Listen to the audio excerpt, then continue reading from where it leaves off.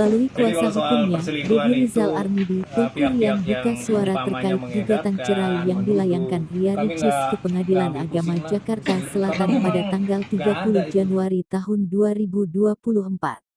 Deddy mengatakan bahwa pihaknya masih mengupayakan damai sebelum sidang perdana yang digelar tanggal 19 Februari tahun 2024 mendatang.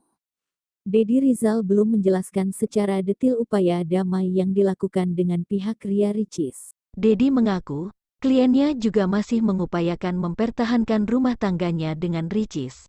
Hal itu ditunjukkan Rian dengan sering menghubungi Ricis dan selalu mengajak bertemu istrinya tersebut.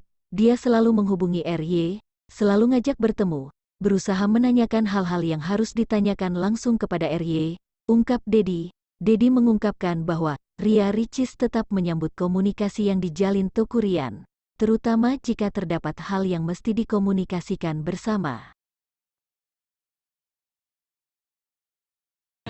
Jadi kalau soal perselingkuhan itu pihak-pihak yang umpamanya mengedarkan, menuduh, kami nggak ambil pusing lah urusan itu, karena memang nggak ada itu bohong semua gitu loh.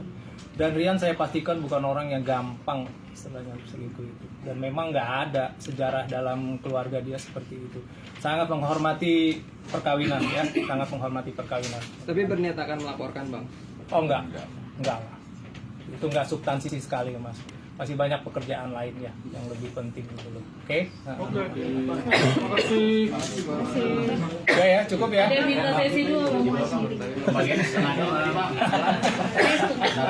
Udah dong, udah ya. Ini udah belum? Sama-sama udah ya.